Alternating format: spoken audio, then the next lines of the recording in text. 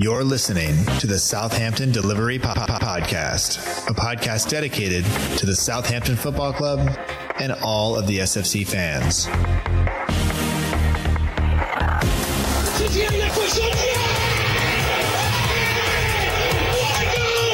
you want to have guarantees, you have to buy a washing machine. We don't lose a match, either we win or we learn. And today we learned.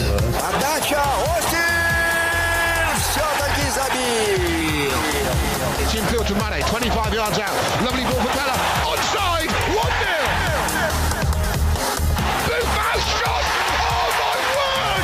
Unbelievable. We ran around the pitch like Bambi on ice. It was very, very embarrassing to watch. And now your host, Matt Markstone. Hello and welcome to another episode of the Southampton Delivery Podcast, a podcast and newsletter dedicated to the Southampton Football Club and all of the SFC fans, and available right here on southamptondelivery.com or wherever you listen to podcasts. My name is Matt Markstone. I am the host of the show, and no matter where you are, no matter how you may be listening, thanks for making the show a part of your day. I really do hope that you enjoy it. And this is the first show of the international break, and it's really wonderful to be able to bring you my conversation with Dave Lee. For those of you who don't know Dave Lee, he is one of the Patreons of the show, or patrons of the show, depending on how you say it. But he's also one of the closest fellow Saints fans to my physical location in California. I live on the coast. He lives inland about 3 hours by car. But each year, it turns out that we wind up at the same kind of tech conference for teachers. He goes as a member of the media. I go as a teacher who is involved with technology.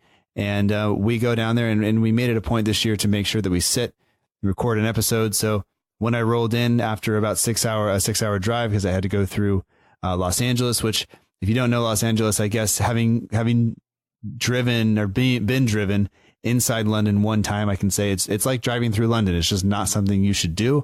But we have to go through LA oftentimes to get further south, whether I'm going to San Diego or anything like that. So Dave and I met down there. We sat in the press room. First thing I did when I got out of the car, went to the hotel room, made sure I had my podcasting stuff, put it on my back, rode my bike over to the convention center, found Dave, and we sat and did this. And we did it before JWP was announced in the squad for England. So there's a little bit of frustration there on that part, but we'll leave it in because we'll let you know kind of how we feel. And now I think we're all happy that he's in. And you know, maybe not everybody else is. They're fans of other players.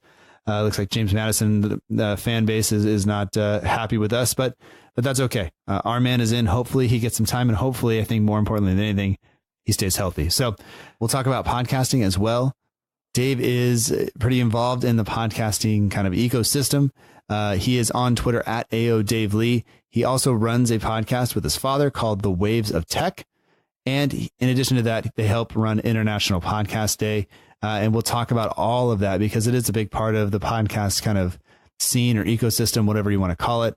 And he's been around a long time and done a lot of great stuff. So it is something that I am truly appreciative of. In addition to that, I get a little bit on my podcasting high horse about just what I think podcasts are and what they should be. And somebody afterwards, when they hear this, called me basically the proper football man of podcasting. So I apologize for that. I appreciate that. Thank you, Poppy. I love you too. But anyway, we'll get to all of that in my conversation with Dave Lee, and I will talk to you again at the end to wrap it all up. But if you want to follow Dave Lee, you can do so. Go on Twitter at AODaveLee. The other accounts that he's with, The Waves of Tech and International Podcast Day, are all in the show notes and tagged in the tweets and stuff as well. So enough of that. Let's get to the conversation. Thanks for listening. We'll talk to you soon.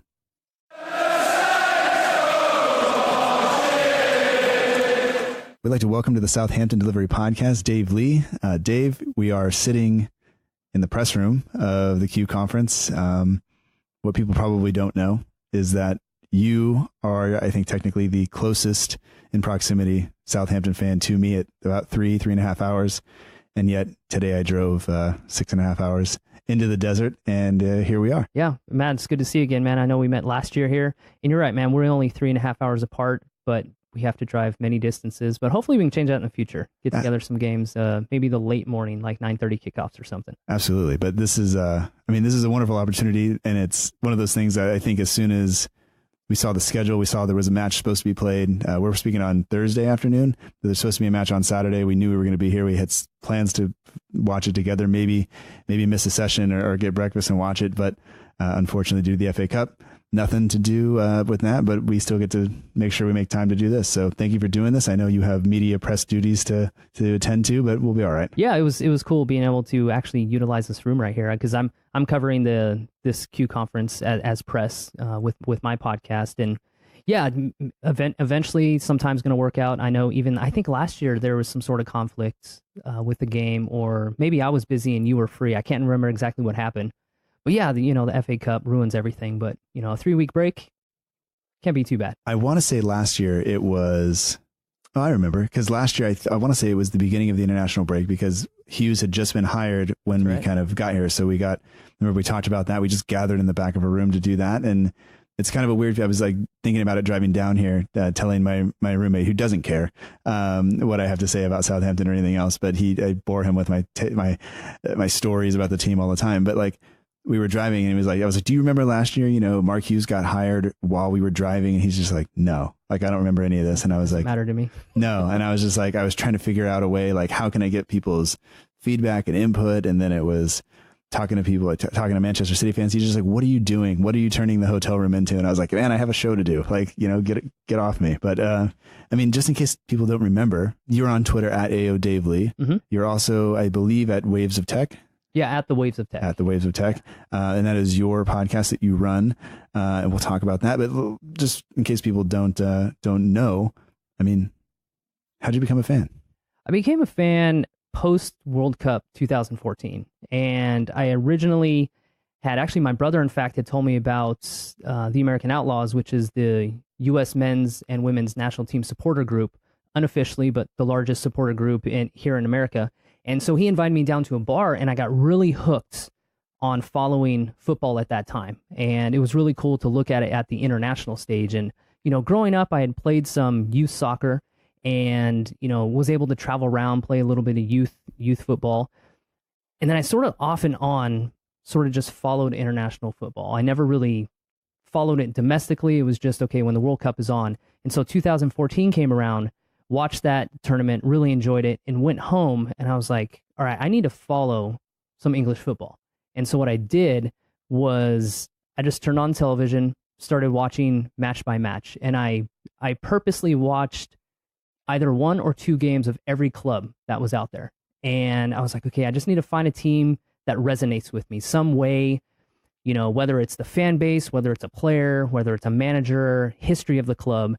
And I was just instantly drawn to Southampton. It's one of those things where I watched them, I'm like, man, this may be my club. But I was like, I didn't want to be too anxious about it. It's like the first club I ever watched, I'm like, that's my team. But in fact, that's how it was. And so I dove in 2014, heard about the academy, heard about all the products and what was going on. And so that was sort of my entrance into English football.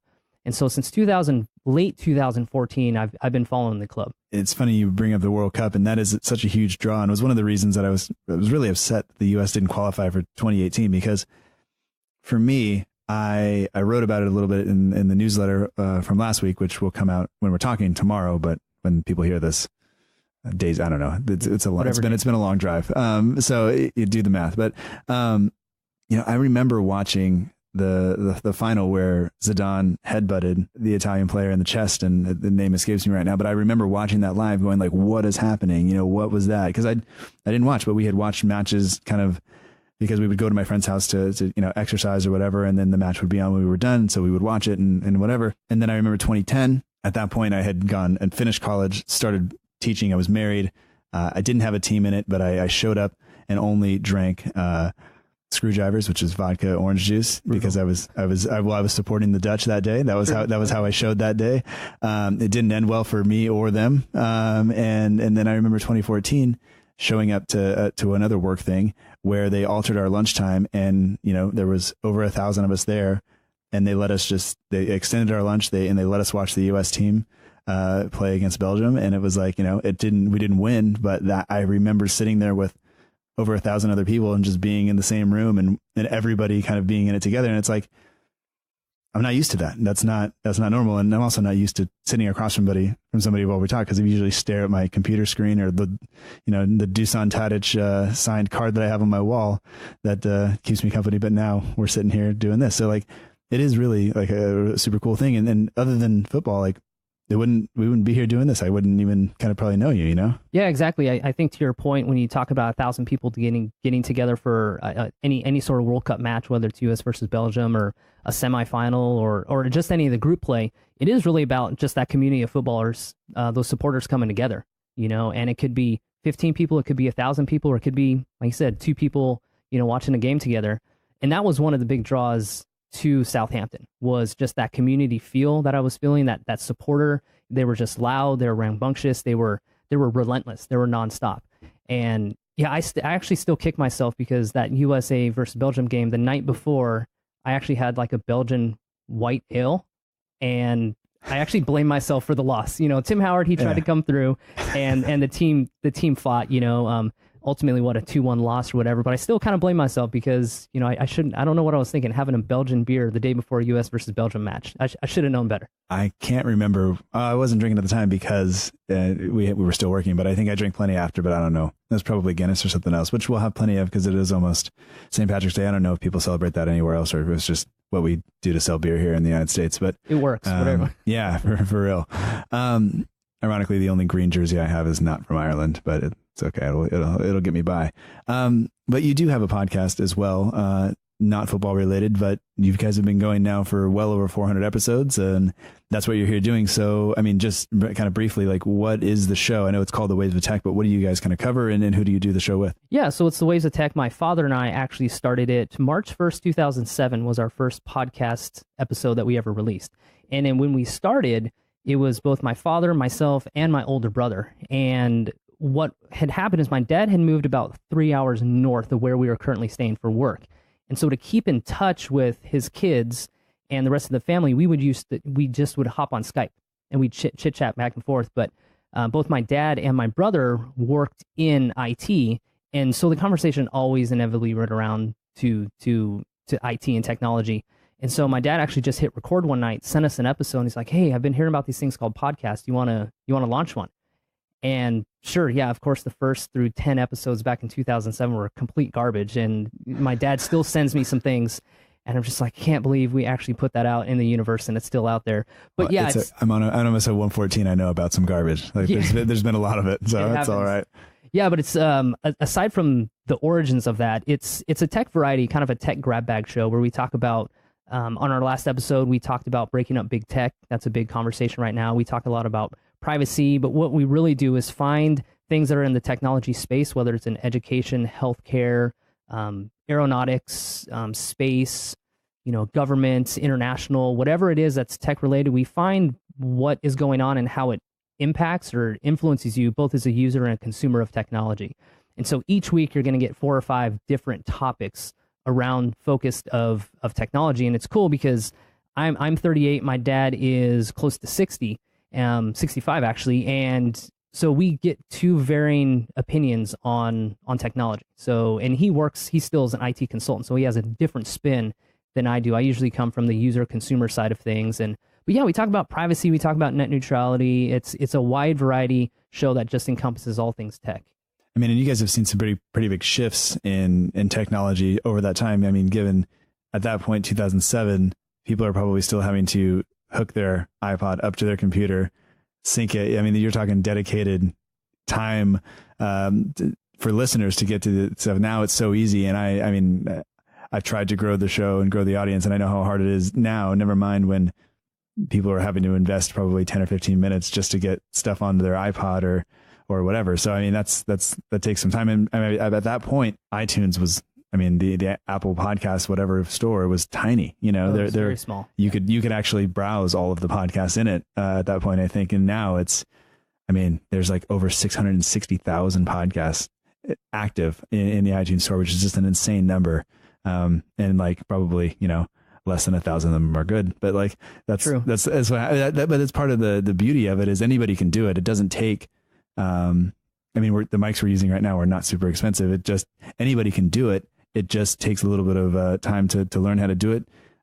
Unfortunately, now it's so easy that everybody kind of does it. And so it degrades what a podcast might be, because somebody maybe listens to one and goes, man, that sounds terrible. I'm never listening to a podcast again. But it's also great, you know? Yeah, it's the shift over 12 years of podcasting has been quite incredible. As you said, it used to take, effort to get a podcast. Now you have all these podcatchers and different apps, and you have these hosting companies that just push out your media files out to everybody. And to click at a button, you can get everything. And back in 2007, really through 2010, it was dedication to get podcasts. And for the most part, they were mostly tech based. A few radio shows, kind of that mixed variety show would come out. But even within the technology space, I mean, in 2007 when we launched, I think YouTube was only like 3 years old at the time. And now you think that's the biggest search engine in the world right now. Yeah. And so things have definitely shifted. There's 100,000 plus podcasts that are out there. Great tools, but as you said, there's an obvious downside sometimes. And I get a lot of people that say, "Oh, I listened to a podcast, it was terrible." I'm like, you turn on television, you watch one sporting event, you watch one TV show. It doesn't mean everything on TV is terrible. Right. It's like, take your time, filter through, because you're right. I mean, it could take 5 seconds to set up a podcast, and all of a sudden you're a podcaster. It doesn't mean it's that good of quality. The conference we are at, I got in an argument with somebody 2 years ago over the guy that was sitting up at the front of the room that said, just take your phone and record it into your thing, and then all you have to do is put it on Google Drive and send somebody the link, and you have a podcast. And I was like, no, you don't. Well, do not lie. But yeah, it's not, that ain't it, Chief, but that's all right. Anyway, I mean, we could talk about this, and it is, I mean, it does deserve some time, just simply because, I mean, without people like you really like doing it back then, like who knows if I would even be able to do this, and if I would even be able to then, once again, like it brings back to us sitting here now doing this, nice sunny day, and all this stuff. It wouldn't even happen had you guys probably, or people like you not been working to kind of just improve the podcast infrastructure and everything else that goes along with it to make it so easy, so that I can even sit here and do this now. Yeah. I mean, September 2004 is technically the birth date of podcasting and the release of a podcast. And so this September, we're going to be coming up on 15 years of podcasting, which is pretty incredible. And you're right, that foundation had to be laid in the past. And there has been a lot of attention. There's been a lot of movement and improvement in the space. And I was just happy to be a part of that, and total about 600 episodes, a variety of shows from sports to a historical podcast to tech, just to be a piece of that puzzle is quite inspiring. It's a good feeling to have.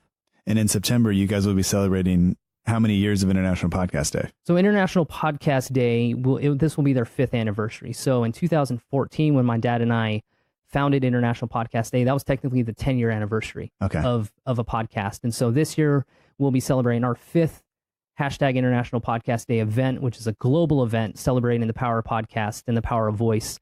And it's just an incredible event where we connect millions of listeners and fans and bring in people from, so far, I think over the 5 years, we have close to 75 different countries represented on our live event. And that's just an incredible, kind of milestone to think about as well. Yeah. And it's one of those things that a lot of people probably don't even realize is a thing, but yet when you start doing it, then you start kind of paying attention to it. And because I follow you, for footballing reasons, I guess, I was tuned into it then. And then, you start looking at the number of people who are out there doing stuff. And it's not, I mean, this is a sports podcast. This is not, I don't think we're changing anybody's life here. There are things that happen in football that I try pretty hard to relate to and to be sensitive to and things like that. But I think you start looking at some of the shows that are involved with International Podcast Day, and they are really doing powerful kind of life-changing stuff, and it's awesome to see. And so I wanted to make sure we talked about that, because I really appreciate you guys taking the time and effort to do that, and then put on a 24-hour, 36-hour, or maybe it's a whole weekend. I can't really remember. Like it's about 33 hours live. That's insane. So thank you for that. But I mean, let's talk about this. Not to be selfish, but absolutely. Let's talk Southampton. So I have a couple of questions before we even get into the team, because on episode 100, I launched the Patreon model site, whatever you want to call it, and I talked to you about it beforehand. because I was not sure if it was the right thing to do. I wasn't sure if the show warranted that or whatever. And you were very encouraging, and you are one of the patrons or patrons. I always say that wrong, but I guess just from your perspective, like as somebody who supports, I think, multiple people on Patreon, for you, what's the experience been like? And then I guess, why do you do that? Yeah, the experience has been pretty cool because, I'm a $5 a month patron, whatever you want to call it. I mix that up too. Don't even really know what to say with that. But I love it because you have access to other Southampton supporters that you otherwise wouldn't. I mean, there's difference between connecting with people on social media, i.e. Twitter, Instagram, and there's a different level being a part of that Discord channel where there's more, I don't know, maybe intimate conversation is the right word to say, where you're a little bit more free to talk about and share your opinions. And I can already see that there's a number of inside jokes that are being created within the group of 8 or 10 people that are on there at this point. And what I love is that there's a sounding board for us during all the frustration of the club, and it's rational discussion on there too. It's not the banter and this over the top conversation that happens. And that's one reason, because I did want to connect more on a more personal level with a lot of Southampton supporters, and I think we get that. Of course, having access to that extra podcast a month has been really cool, whether it's a build-up show or a preview show for a match that's coming up, or it's just a good conversation that you've recorded that has to do with Southampton, and that's one of the big reasons, just these added bonuses that you get as being part of it. And of course, you get the normal content, plus you get the newsletter. And the thing I like about it is I continue to surround myself with like-minded Southampton supporters. And that's one of the reasons I contribute, is because, one, your podcast is really good. The supporters and listeners you have behind the scenes are awesome as well. Very supportive as well. But it's one of those things, man. It was a no-brainer, when it came to it. And I know you and I talked about it a year ago or so, and it kind of built up. And there's always going to be someone out there that loves the content and also wants a little bit more. And I think that's where I was at. I was like, what? I think I give Matt. You got the website launched, which is cool that you're using that. And that's one thing is I like to see that the Patreon funds is going to building the infrastructure of Southampton delivery. Yeah. So, I mean, as a result of your contributions and the other patrons who support the show, I mean, one, I didn't know what was going to happen when I launched it. I thought, and I just kind of told myself, like, look, I'm not doing this so I can watch that number grow necessarily. I'm doing this because people had asked, and I wasn't sure if it was like, just a couple of people had asked and that's all that would do it. And I didn't really know what to expect, but I tried to like play down any expectation. And then, that first couple of days, like, people did it, and it was just like, this is pretty crazy. And then it was like, look, that's enough money to launch the website. That's enough money to buy the domain. That's enough money to donate to, for cancer treatment for one of the other podcasters that we do appreciate. I had told you I had to buy a new mic cable before we came down. So that $7 helps, so that's two patrons that do that. So, and that Discord channel is great. I'm in a couple of group chats on Twitter and Instagram. And the nice thing about the Discord channel is that it's not anybody trying to sell anything. It's not anybody trying to get one over on somebody else or one up somebody else or do anything. It's just why is when who's in charge, it's just like what is happening, and then now it's like it's usually like a little bit of frustration when you talk about the first half last Saturday against Tottenham. It's like, oh my God, like what is that? Why are we not playing this way or whatever? And then just the jubilation as the goals go in and the messages start flowing, and there is only one non-Southampton supporter in the group, and we just let him be, because just let him go. He pays the money. He likes the show, and Steven's great. So like sometimes it's good to have him in there just to break us up a little bit if we get in a little bit of a rut. But it's a lot of fun. So I really do appreciate, everybody that supports the show, whether they just listen every week, whether they support the show on Patreon or not. Like that is great. But special thanks to you for making this happen and being a part of that and really encouraging me to do it, because I don't think I would have done it had I not spoken to you about it, the couple times that we did. So thank you. Yeah, no problem, man. But now, where are we at with Southampton? A little disappointing that we're not playing this weekend, because I would have liked to be able to sit and watch a match with you, because we still have not done that. True. But think back to the current form and think back to kind of the beginning of the year, and we'll even maybe go with just the time that JDVP has been just kind of on fire and playing well and making tackles and running all over and covering more distance than anybody else, or second most distance, scoring more goals than any other English midfielder. I mean, we can go on, but how are you feeling now coming into this section of the season when we have 7 or 8 games left? Whereas last year we were sitting here talking about Mark Hughes being hired and, just hoping, can we stay up? Kind of the same question this year, but I think I feel a lot better than I did last year. Yeah, Ralph was a very good hire for Southampton. I don't think it's any manager that we ever thought was going to come in here, because a year and a half ago, after leaving RB Leipzig and what he did with Ingolstadt over in the Bundesliga, he was being eyed for Bayern Munich and some of these other top clubs around the world. And now all of a sudden he drops right at the feet of the Southampton board. And it's like, all right, let's get this guy in. And, I do enjoy a lot of Bundesliga, so I was able to watch him pre-coming to Southampton, and just the player pool that he had and the style that he implemented and the tactics. Once I saw that he was the hire, I thought this is a perfect guy for the talent pool that we have at Southampton. We have some pacey wingers.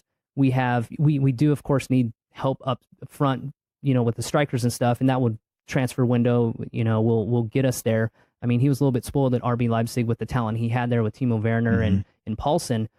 But when you look at the talent pool when Ralph was hired, it was the exact moment in time that we needed. It was the exact manager. He was someone that was obviously dedicated to a more pressing style that fit our character, because, as you know, with Pellegrino and Mark Hughes, we talked about in the past, and we've all talked about, it was just a very slow, methodical, defensive sort of approach. We never really unlocked any of the talent. I think that's been the biggest pull with Ralph here, is that you see the midfield trio of Romeu, Højbjerg, and James Ward-Prowse really become unlocked. And you've seen, Jack Stevens, even through his ups and downs, as you saw him and, really go from that back line through the midfield and make some of those runs. You would have never seen that in the past. And for him to make a lot of big moves, i.e., get some of the players on loan, put Valerie in for Suarez, because I was always a fan of Cedric. I always thought he was top quality. And then you throw Valerie into the mix, all of a sudden things are a little different. But, overall, I think the form's been really good. I think a lot of us fans really saw what he was capable of the first 5 matches. Then we kind of hit that lull with games that we thought we could beat, right? Against Cardiff, against Burnley, and whatever that other third team is. We only got 2 points out of 3 matches. But then we figured out that, okay, the system needs more tweaking. And I think that's the beauty of Ralph, is that he's tactically able to shift our personnel, shift the tactics when it comes to a bottom of the table defensive style approach versus the likes of how we played against Manchester United, how we played against Tottenham. So we know the talent's there. We know he has the ability to unlock that talent.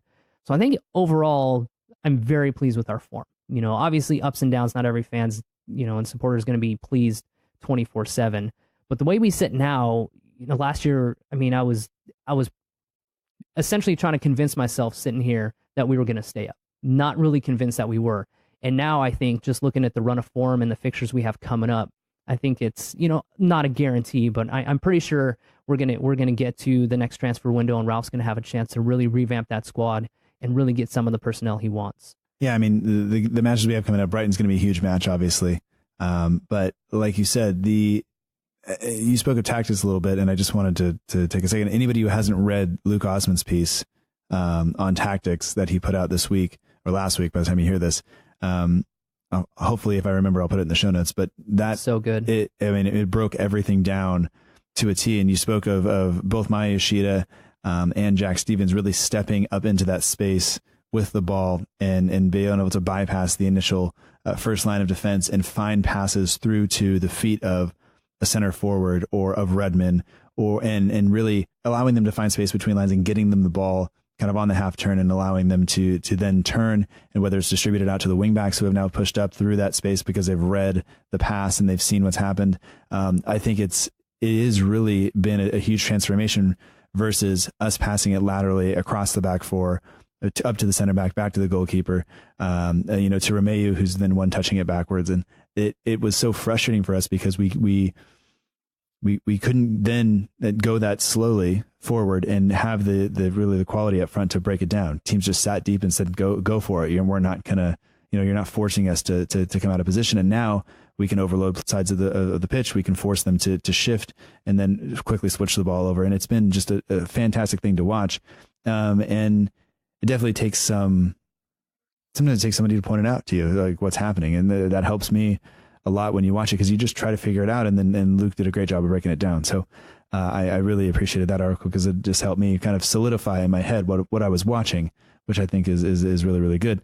As you said, the transfer window, if we're a Premier League club at the time, which I think based on the way we've played the past couple of matches, if we come out and are able to do that, and if we play as well as we have when we kind of without the ball, almost when we don't have the ball, when we're not trying to break a team down, when we're forcing them to kind of, hit it, whether it's hit them on the counter, and not even necessarily counter, but press and win the ball back high up the pitch when they are trying to transition, and catch them out that way. I think that is when we are the best, versus when we are really slow and methodical, like we've seen. And we've had the tendency to do that against certain teams, and fans get frustrated, and it's totally understandable, because then we just look, Ralph Hasenhuttl may be coaching, but at times we just look like under Hughes or under Pellegrino, and those are habits that are going to be, hard to break. But, in terms of the transfer window coming up over the summer, you have to think we have to have help up front. We just have guys that are injured, and right now Shane Long and Charlie Austin are doing all they can. And I was really worried the second half against Spurs, because we were down a goal.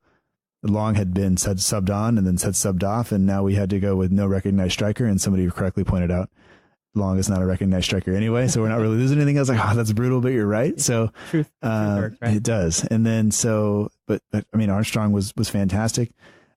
Sims was fantastic, and so to have that happen and to see the impact that some of those players can make when they finally get a chance, because I think that's something else we've seen is we haven't really had guys get chances. And Gareth Southgate spoke earlier this week or last week about James Ward-Prowse. He's only recently broken into the team. It's like, well, he's only recently broken into the team because he's only recently given a chance. Like Mark Hughes did not utilize him in the proper manner, and he hadn't utilized him this year.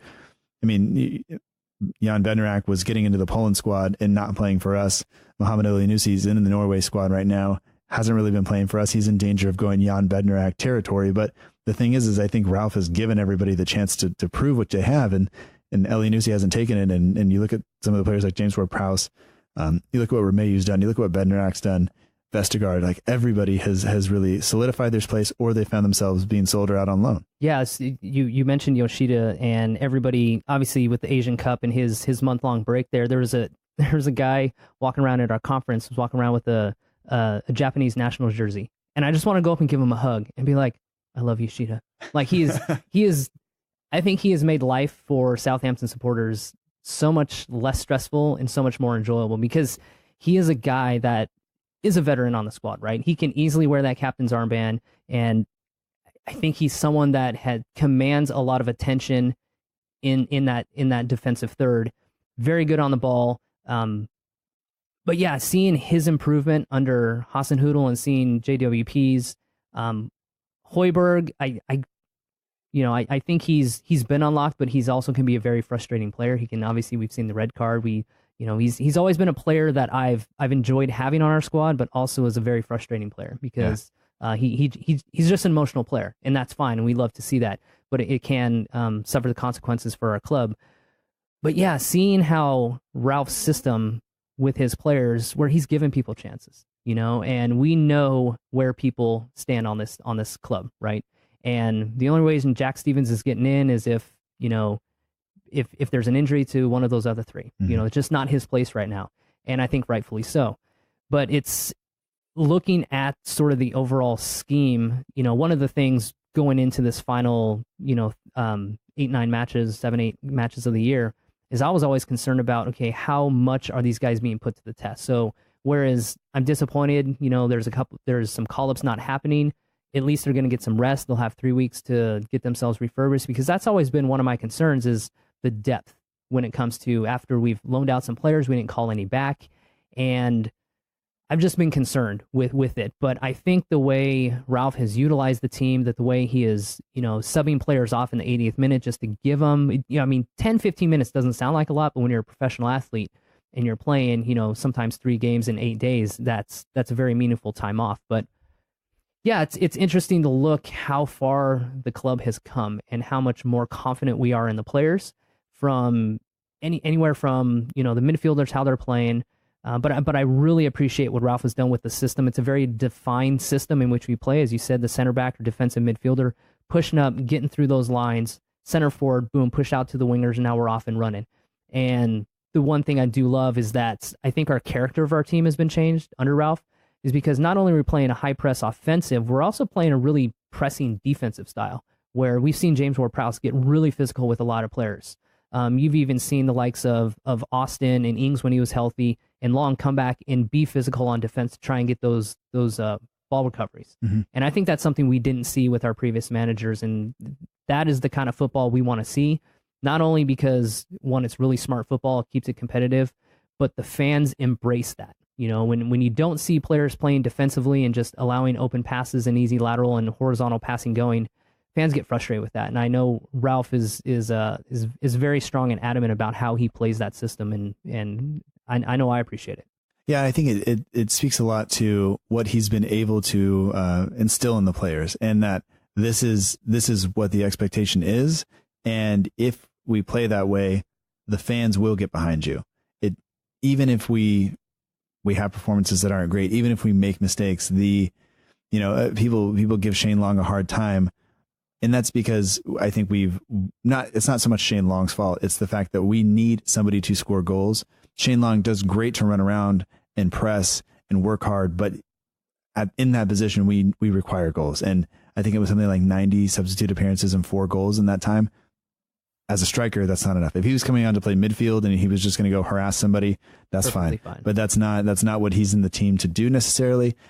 So while there's a place for him in the team, especially right now when there isn't anybody else, that's really kind of not what we want. But for the rest of the team to understand, and when you see one player go and then you watch the other players react quickly and move in, and when we do it the right way and the defense moves up and doesn't leave large gaps between defensive and midfield, then I mean, it's beautiful to watch, because that the other teams they can't find a passing lane because we have that extra man in midfield, and they start to panic, and then whether we win the ball back and it's a throw in, or the ball's just kind of like frantically bouncing around in the midfield. Like, I think that's when we're at our best, and it's not always it's not Manchester City type passing silky football, one touch all the time, but sometimes we get in the mood where we do that too, and it's also just fantastic to watch. But I wanted to quickly, you mentioned the players who got called up for international duty, and this is a shortened list versus what we've seen in the past. Right. I mean,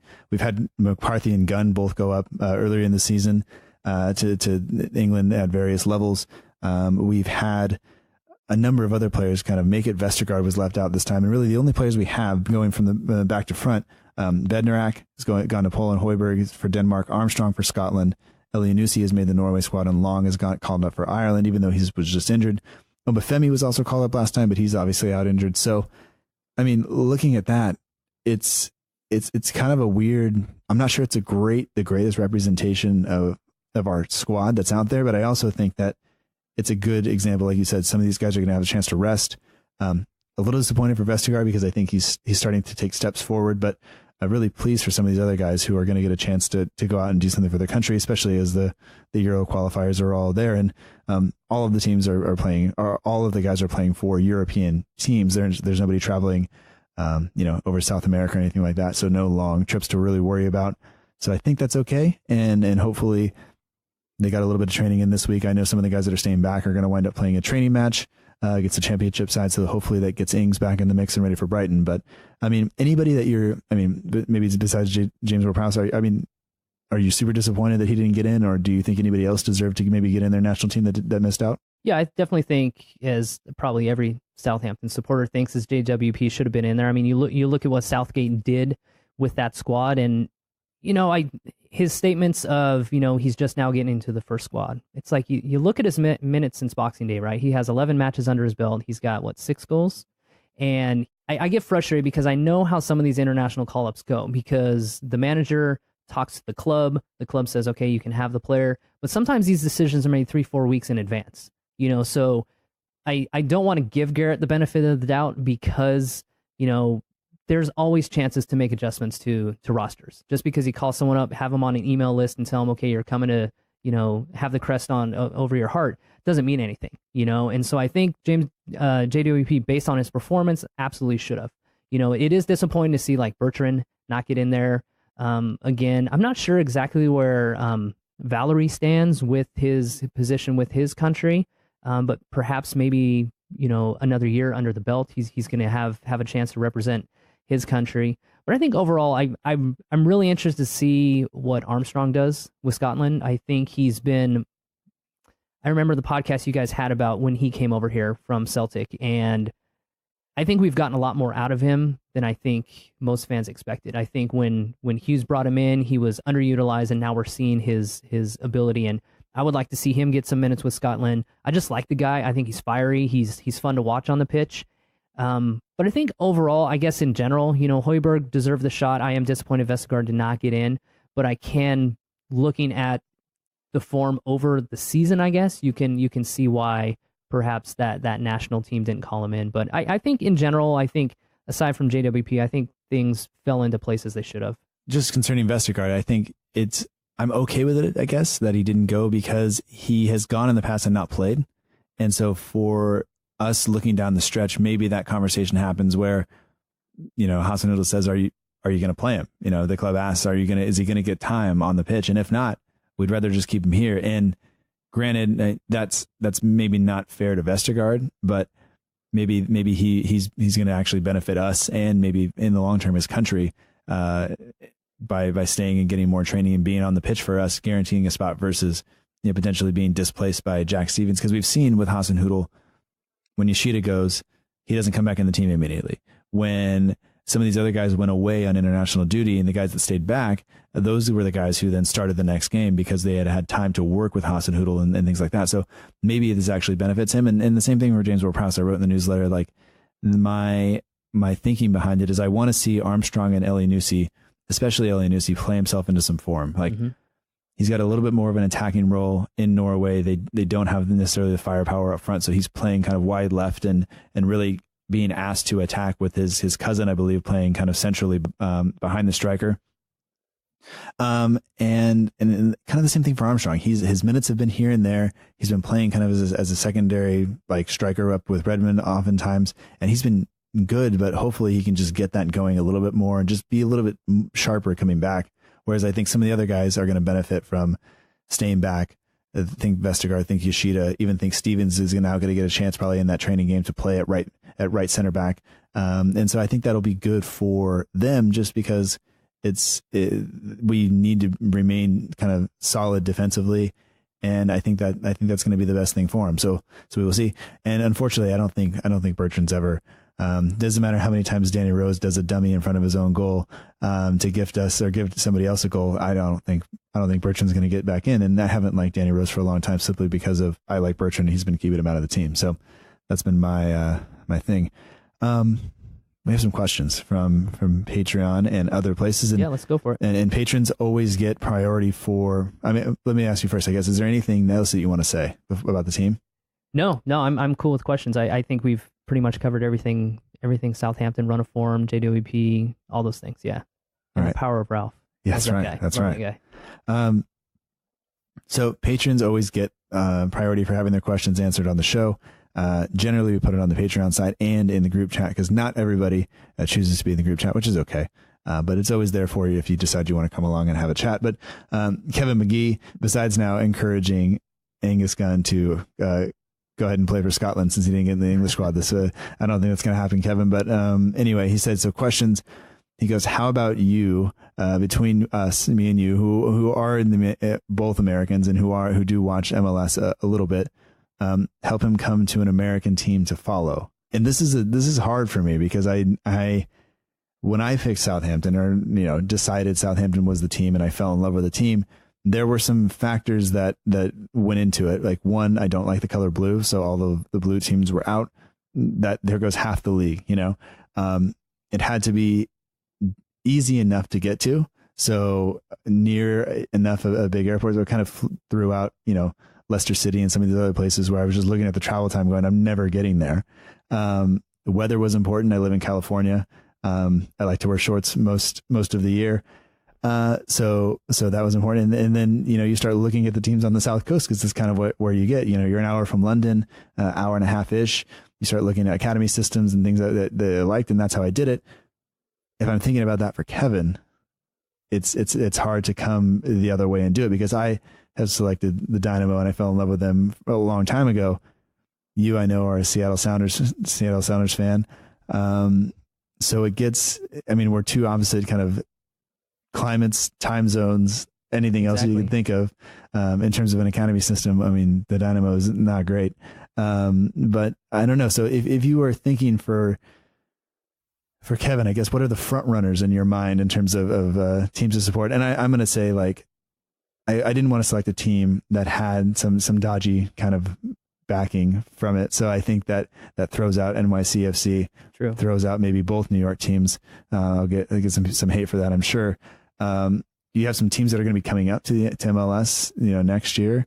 Maybe that I don't know. So where are you thinking when you hear Kevin's question? Yeah, I'm West Coast like you, Matt, and so I kind of, I am a Seattle supporters. It's, again, for me, it's a 2.5 hour flight from where I'm at. It's easy to get to. I can also hit up any matches when they play any of the LA-based teams, whether that's LA Galaxy or LAFC. And, you can easily get to Denver to watch Colorado. You can even get to Utah to see Real Salt Lake too. So, those are all reasons why I chose Seattle. I fell in love with them because of their supporter culture as well, very much similar to Southampton. Plus, they had a couple really, like Clint Dempsey and DeAndre Yedlin during the 2014 World Cup cycle that I also just fell in love with. But when I think of MLS franchises to follow, one of the clubs that I've always loved has been Sporting Kansas City. And they're a Central American team in the Midwest of the United States. They have a very intimate stadium. They have a very rabid fan base. They are well coached by Peter Vermees. They always have been. They make really smart financial decisions as far as player pools, as far as, who comes in as a designated player. I've always just been keen on Sporting KC. They've always been a club that I don't watch much football outside of watching Southampton, watching Schalke in the Bundesliga, or Seattle Sounders. But I will find myself watching a Sporting KC game. And I think it's great. They are one of the original teams in MLS2, formerly Kansas City Wiz. Yeah. And I love that culture. I love the city. Everything about it screams that. But you're right. When it comes to even the new Inter Miami FC, whatever the David Beckham, I don't even, for a team that you can't say their name easily, you can't include. But I do enjoy like FC Cincinnati, who's new to MLS this year. They just got their franchise tag, and again came out of nowhere from 3 years ago. So that's a really good club. And I'm just talking Division One. There's some Division 2 and 3 clubs that you can follow, like Louisville SC. Las Vegas Lights is just a hell of a show to watch. Yeah. They have Eric Winalda, former U.S. national team. Of course, he scored the first goal for DC United in MLS in 96, which is cool to know. But I don't know. I would lean towards like a Sporting Kansas City. If you're somebody just off the shelf who want to start looking for an MLS team or an American club to follow, that would be my recommendation. Yeah, see, I have a hard time agreeing with that, just simply because if you look back at the Houston Dynamo's history, Absolutely. They have had some intense battles with Sporting KC, and that's been kind of for a long time, it was them battling out in the playoffs or battling out in the conference semifinals. And I was trying to think of teams on the East Coast simply because from where you're at, Kevin, to fly to the West Coast, you're talking 11 hours. To fly to the East Coast, you're talking 5. Which is actually, it's the same distance as it is from me to the East Coast as it is from you. But so I don't know. But I was thinking, and I know there's another, not a Patreon supporter, but another supporter of the show, Christian Candler, who we have a question from as well. He said Nashville. He's a big Nashville fan. Absolutely. And that will give you kind of some ground level support, and you'll be one of the few. They have sweet jerseys. They play on a baseball field right now, which isn't the greatest, but they're going to be exciting coming up. I think that's my choice. I don't think I want to give the or. I think that's, if I was going to go for somebody to go with, I go that. You can watch Atlanta, but that's kind of a front runner now at this point. But still super exciting. You can see Almiron and what he's doing. At Newcastle. Yeah. There's plenty more where that came from. Yeah, I mean, you can even look at like a DC United, which is on East Coast too. I mean, that's a very historic 1996, one of the original clubs. And, I think Columbus Crew is a very interesting dynamic in that city that's very meaningful to it. kind of like Soccer Central here within the United States. But DC United has a really good academy. It's still pay to play to some degree there, which is confrontational at best. It's up for discussion there. But that's another East Coast. They have a new stadium. They have a really good fan base, the Screaming Eagles, and that's something to be considered. But I tend towards more of the West Coast than the East Coast. But that could be an East Coast team. All right. He's got another one. He says, then what's the best game you've watched Southampton play? He says for him, it would be a toss-up between the EFL Cup final and the 2-1 win over Inter Milan. Interestingly, both of those games were played under Claude Puel. True. So I'll let you go first if you can think of a match that really stands out in your mind. The EFL Cup final definitely stands out, is one of the most dramatic, not mostly the enthusiastic part, because I would say that Shane Long victory goal over Liverpool was absolute, ecstasy for every Southampton supporter. So that sits in my mind.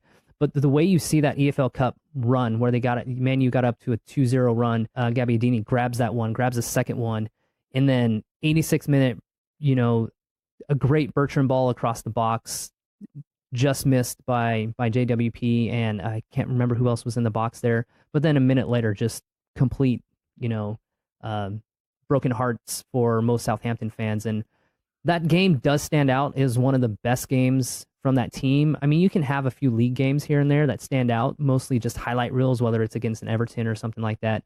But I don't think I can argue with this fact that EFL Cup final was probably one of my most exciting and best matches to watch. It definitely stands out for me as well, but I'm going to go back to, I think it's 2016, and the draw against Arsenal, the 0-0 against Arsenal. Fraser Forster had an absolutely just fantastic game, and it arguably maybe the best game he's ever played, definitely at Southampton, but he did have a great game against Barcelona in a Celtic jersey as well. So he played very, very well in both of those. But that game for me, just watching kind of the resoluteness of the defending and all of that stuff, and also being in my Arsenal best friend's house. That helps. I mean, that for me, I think I would go, and it also just because I don't want to pick the same thing as everybody else. Yeah. So that's good. We have another question though. We mentioned Christian Candler earlier, and he is a fan of the show, and he sent in some questions, and I just lost it on Twitter, which is cool. All right. So before we get to Christian's question, Tim Marshall asks, has Fabian Delph taken Gareth Southgate's waistcoat collection hostage? I think he has. I mean, he's either that or he's got something really seedy, in his back pocket or something like that. That's a fair question to ask. It's a definitely head scratcher. He's got something over him. And I've heard, and I never know where I fall on this, where quote unquote, he's a locker room guy, or he's a presence, or he's a veteran or whatever like that. It's like, I can get that. I mean, he's probably not going to see much playing time, but at the same time, how much does a true locker room kind of guy provide for a team? Because everyone's replaceable, right? Everybody's a bit dispensable. Well, I mean, and this isn't the last time they're going to see each other before the Euros. Is Fabian Delph going to be playing football by the time the Euros roll around? Exactly. He's not playing football now, even. So and the other thing is like, maybe in my head I was going, well, he's adaptable. He can play multiple positions. He can play right back. He can play midfield. And I was like, oh wait, James Ward-Prowse can also play a right back and midfield. So exactly. And there are other guys on the team. Fabian Delph doesn't wear the armband if Harry Kane's on the pitch, and Jordan Henderson's there as well.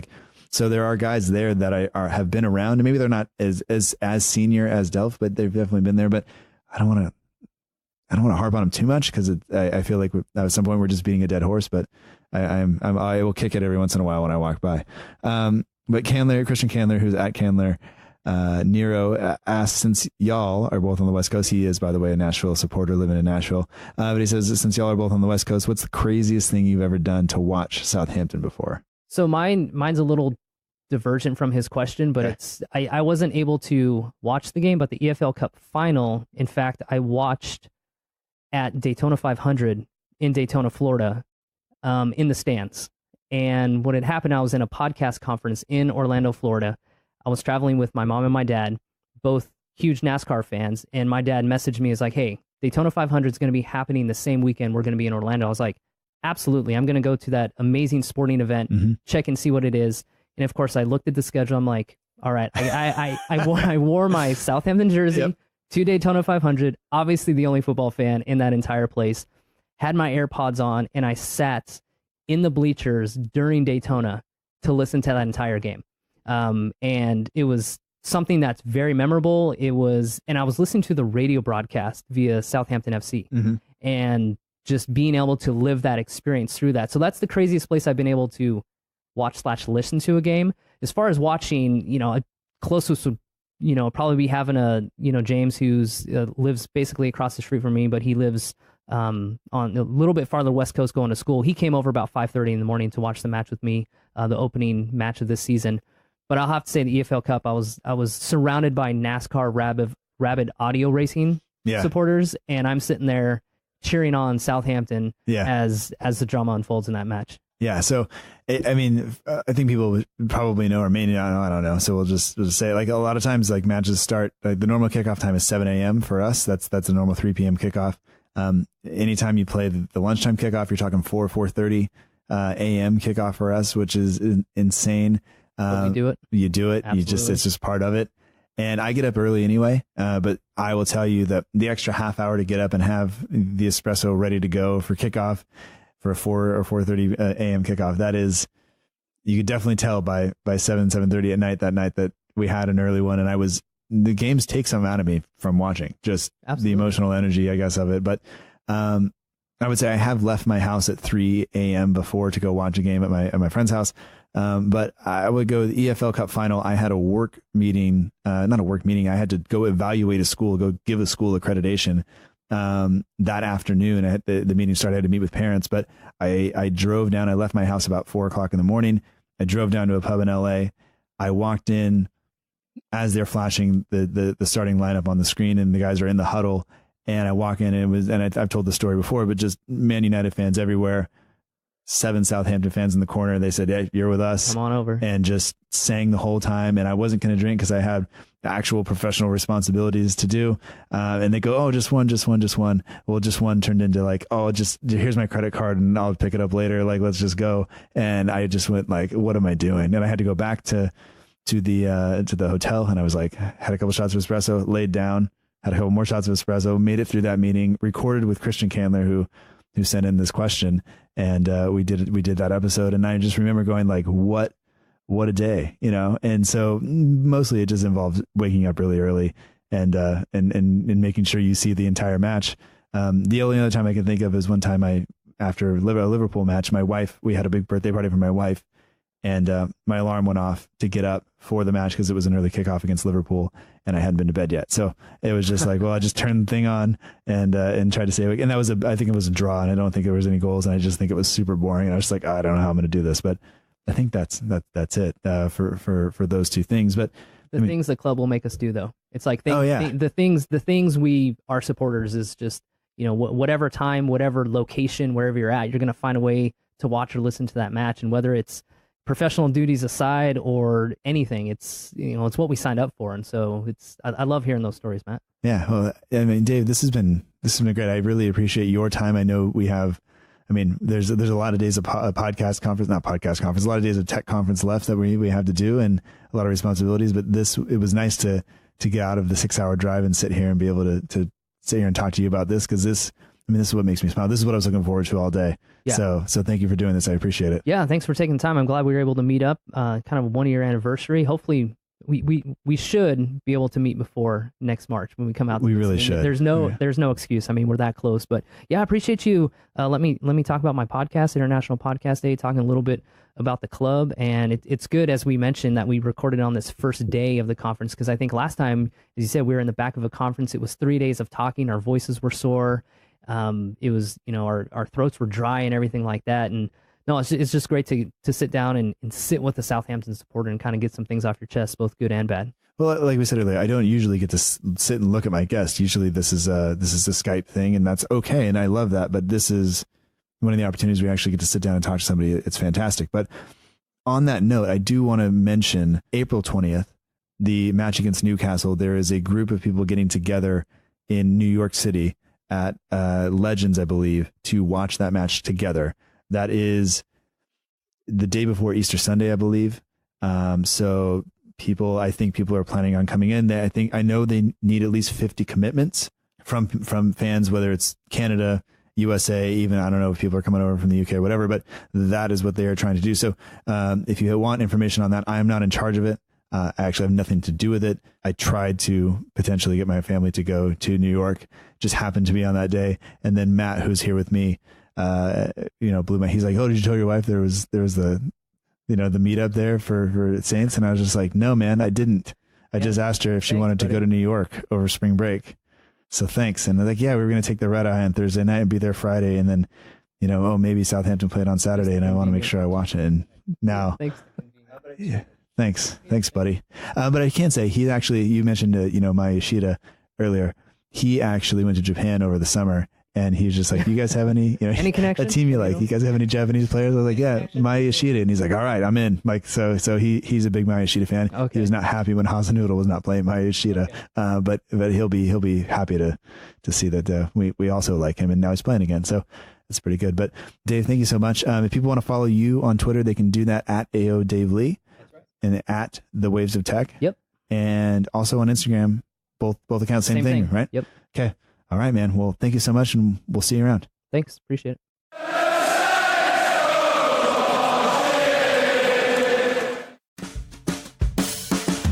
And that does it for episode 114 of the Southampton Delivery Podcast. Thank you so much for joining us. I hope you've enjoyed it. Special thanks this week goes out to Dave Lee. You can find him on Twitter at AO Dave Lee, at The Waves of Tech, and at International Podcast Day. If you're into technology podcasts or just podcasts in general, those are things I would go ahead and check out. You can get them in the show notes. And although this is the only episode for this week, you can get more from the show by subscribing to the newsletter, and you can do that at southamptondelivery.com. There are links there to sign up for the newsletter, as well as links to take you to the various podcast catchers and applications where you can sign up to subscribe to the show to make sure that you do not miss future episodes. I would be very appreciative if you did that. And if you decided you wanted to be a little extra helpful, you could write a review. That's also good. Writing stuff is good. It doesn't take long. It helps other people find out about the show. It lets iTunes know that people do care. Lets me know you care, and I kind of like it. So maybe since you're not waiting for Southampton to play this weekend, you could write a nice thing. That would be good. I'm not sure I'm doing a good job on this, but I have a lot of things to do this evening, and my kid is sick. So I'm going to keep going with this. The logo for the show is done by Matt Beeling of the We Are Southampton page on Instagram. For all your matchday edits, polls, competitions, and more, be sure to check out the We Are Southampton page on Instagram. The Southampton page is the official partner of the show, and for all your Southampton FC news and needs, be sure to check out the Southampton page on Twitter, Instagram, and Facebook. The guys over there have done a fantastic job keeping me up to date with news, which they also do to you. So go ahead and check them out. I don't think you'll be disappointed. As Dave mentioned during our conversation, he is a Patreon of the show, or a patron of the show. He gets access to a private chat with me. He also gets priority for having his questions answered each and every week on the show, in addition to getting bonus content from me and from the other contributors here at the show. So if that sounds good to you, you can do that. Head to patreon.com/SFC delivery. There are also links on the show website at southamptondelivery.com. That does it for this week. I'm going to go. I hope that you have a great day. And until next time, remember that together, we march on.